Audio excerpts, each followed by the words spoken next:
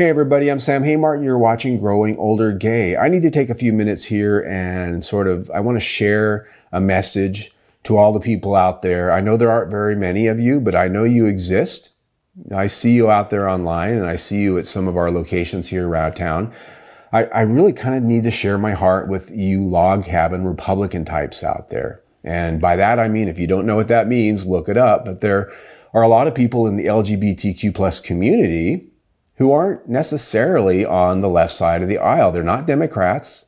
They're not left-leaning liberals. They're not woke. They're none of these things. There are a lot of people that have conservative ideology, conservative beliefs as it relates to policy. Maybe it's foreign policy. Maybe it's about money and taxes. And in some cases, maybe it's about social issues. But I know that there are a lot of people out there that have differing views. And just because we're gay doesn't mean that we're all a mono block when it relates to politics, even though it's a pretty big chunk that's all in the same boat together on that. But there are a lot of people out there in the LGBTQ plus community who are supporting the current administration. I see them online and I see them out there mocking their own community. I see them mocking trans people. I see them mocking the gay left for trying to stand up for our rights and stand up for our freedoms and our way of life, trying to protect it. And I just want to share with you a little story about the fact that a lot of people, you may not know this, you may not believe it, but the fact of the matter is there was a time in my life, a pretty good period of it, where I was a dyed-in-the-wool conservative. I listened to Rush Limbaugh every day for well over 20 years. I started listening to Rush Limbaugh back in the late 80s when he was still in Sacramento, California. And then he went national. I was a part of that. I felt like I was a part of this big wave of new conservatism. And he spoke a lot of things that made sense to me back then. And then I started listening to Sean Hannity every day and watching Fox News for, close to 30 years, a long time. And I believed very much in the conservative movement. I really loved Ronald Reagan, and I mostly loved the first George Bush. I really liked the second George Bush. I didn't like Bill Clinton that much back then. These days now, looking back on it, my heart's changed a little bit. But the point is I'm not somebody who's been a liberal all my life and I don't understand conservatism. I understand conservatism very well. And there's a lot of conservative ideology that I still hold dear. The rule of law. The rule of law is very important. Being respectful and being strong and having strength out there in this world as it relates to foreign policy is very important. It always has been to me. It still is. Rule of law. Going back though, rule of law, rule of law, rule of law. That was the main thing that attracted me to the conservative beliefs. Low taxes. I think we all believe in that. There was a point in time where my heart really changed. And the bottom line for me is there was a point when I heard about welfare and a hand up for the government, I thought that was bullshit until I needed it.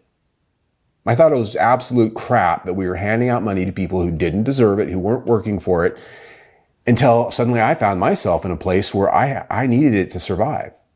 Free health care. Right? I thought that was socialism, and that's something that they only do in socialist countries until I needed it. I thought empathy for people out there that are struggling or that are fleeing from dangerous places or people that don't have what I have. I thought that was crap. I thought that was weakness. That's what that's what them woke people believe in. Until I needed the empathy. Until I crashed and burned in my life and I needed empathy. You know, back when the real estate crash happened in 2008, 9, and 10 back then, before that happened, I was a millionaire. I had all the money in the world and I was bitching about my taxes being too high. I was bitching about those Prius drivers who'd flip me off when I was driving my Hummer, right? I was that guy. But now I get it because I realized that I was just a big self-centered asshole. All I cared about was myself. All I cared about was my money, my right to have as much money as I wanted without you taking it, giving it away to people who didn't deserve it, who didn't earn it. That's where I was. I had a cold heart. I was selfish. I was just really a big sack of shit. I really just was.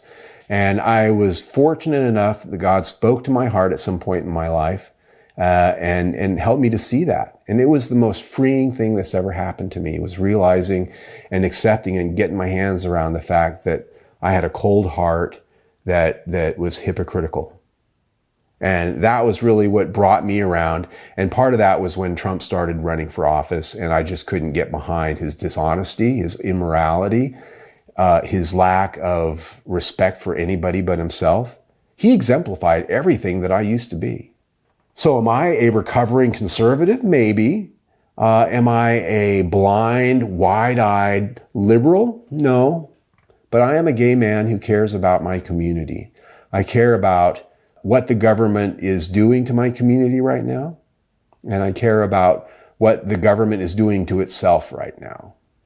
And what I would tell those of you out there who are in the log cabin Republican genre, I would ask you to kind of look at yourselves a little bit. I'm not telling you you can't have differing beliefs than the rest of the country, but when I see you out there mocking the rest of your LGBTQ plus community because for whatever reason you're doing it, and you think we're all crazy, did you sign up for all the things that are happening to all of us right now? I mean, did you sign up for all of the things that are happening to our country? Because it's happening to red states too. It's happening to everybody. And generally speaking, as a rule, it's not recommended to vote for people that will do things to hurt you deliberately and who openly say that. And that's what's going on here. And I'm going to probably get some angry people when I say this, but there were Jews who voted for Hitler back in the 30s. And that's exactly how I see gays voting for Republicans right now. Jews voted for Hitler. They supported that before they knew what he was going to do. And even as they were going into what he started doing, they still supported it because it just feels the same to me. I think they were fools. They would probably tell you that they were fools after the fact, if they still lived through it. But there are a lot of people out there that vote against their own good for whatever reasons they have. And I'm going to ask you to stop doing it. Just stop doing it.